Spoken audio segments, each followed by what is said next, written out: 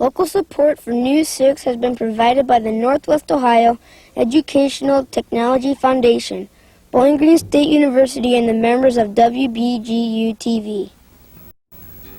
Hi! We're the 6th grade class of Kenton Middle School, home of the Wildcats. Welcome to News 6.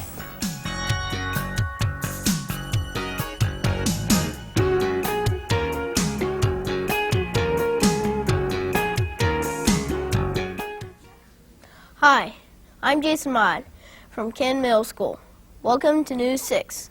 With today's first story, here's Brian Wyndham. For our first story today, News 6 visited the Penny Reed School of Dance and Gymnastics, where kids of all ages go to dance and tumble. Here's Lindsay Reed with the story. If you can imagine it, you can achieve it. If you can dream it, you can become it. Come with me and see Penny Reed and her dance studio to see what she believes. When did you start dancing? I started dancing when I was about 5 years old, so I guess you could say I've been dancing pretty much all of my life. Penny, what is it like being a dancer? It's a lot of hard work. It's a lot of hard work, but when it's all said and done, it's worth every minute of it. It's a lot of fun. I wouldn't trade a minute of it for anything. A lot of times I felt like giving up, but you just learn so much about yourself, and you grow so much as a person when you learn to discipline your body and your mind. What made you think of opening a school for dance? Well, when I was in high school, some of the children in the neighborhood wanted to take dance lessons, and there was no one around, so they came to me and asked me to help them. So that's what I did, and it just kind of led from one thing to the other. What kinds of dance classes do you offer? We offer tap, jazz, we offer hip-hop and lyrical jazz, ballet, and tumbling. Are there any other benefits about dance classes besides learning to dance? There are a lot of benefits to dance class besides learning to dance. I guess probably the one I think of most is the self-esteem that children can gain from taking dance class, and the discipline, both mentally and physically, and just for fun, a lot of fun. What is it like being a dance teacher?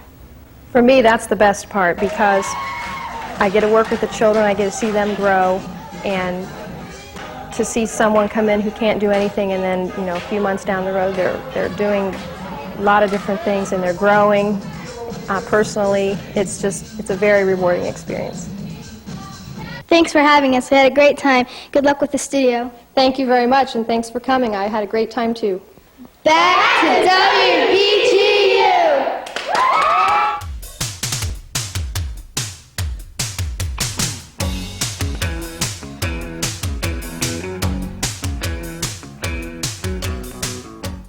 Today's News 6 is produced by the 6th grade class of Kenton Middle School. Kenton is located approximately 30 miles south of Findlay, Ohio, and has a population of about 8,356. Pet owners depend on the skill and knowledge of veterinarians to care for their animals when they are sick. For our next story today, News 6 visited Dr. Gary Kennison, who spoke with us about his practice. Thanks, Casey. Hi, I'm Megan Kennison. I'm here with Dr. Kennison, and he's a veterinarian. What made you want to become a veterinarian? I grew up on a farm in southwestern Ohio, so I had a lot of exposure to farm animals and dogs and cats as a child, and I was also very interested in science. So when I started attending college, I became interested in animal science, and after a few years I became interested in veterinary medicine. What type of education do you need to become a veterinarian? I attended college for over 7 years at Ohio State University. First 3 years I earned a bachelor's degree in animal science and college agriculture, and the last 4 years I was in College of Veterinary Medicine, and when I graduated I received a Doctor of Veterinary Medicine degree. What type of practice do you have? I have what's called a mixed practice. We're located here in a rural community. I take care of both large animals like horses, cattle, swine, and small animals like dogs and cats. And I spend about 50% of my time working with both large and small animals. What type of treatments do you do in your clinic? We provide, like I said, a general practice, but we do routine surgeries such as neutering of dogs and cats, plus fixing fractured, broken bones, and also preventive health care, giving vaccinations to prevent infectious diseases, and also taking care of sick and injured animals.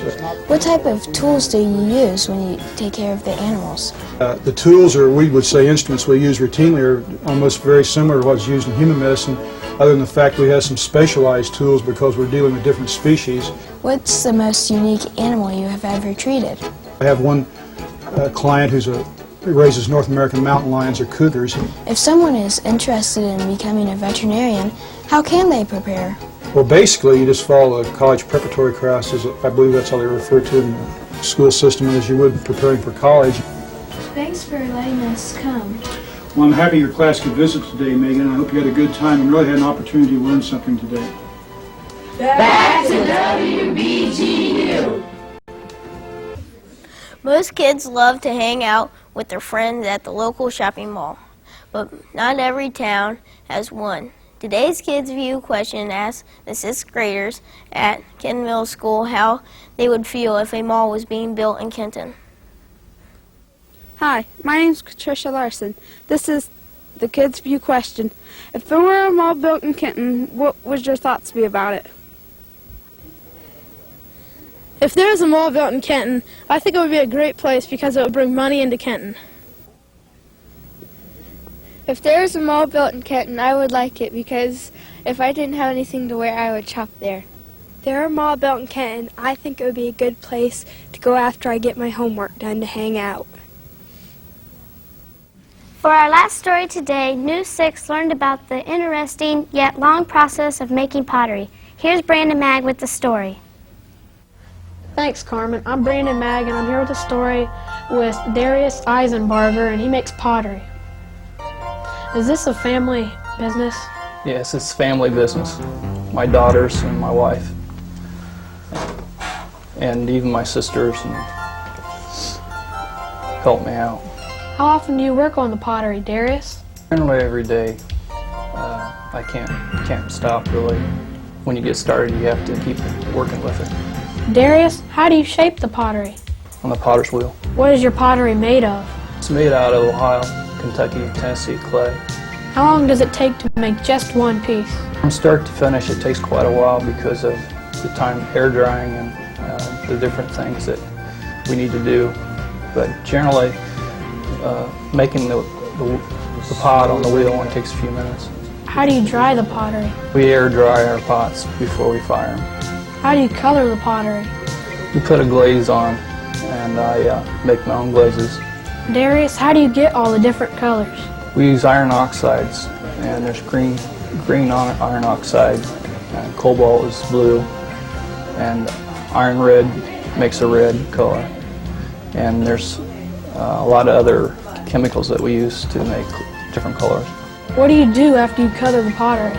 We fire the pots at 2400 degrees, and that melts the glaze on the pots. What is the biggest pottery you've ever made? About 5 foot, and the reasoning for that is because I can't get anything bigger in the kiln. What's the favorite piece you've ever made? I like to make large vases. Thanks for letting us come to your place, and good luck in your business, and thanks to you too. You're welcome. Back to WBGU. Thank you for joining us today. Tune in next week when Arlington Middle School visits News 6. Have a great day.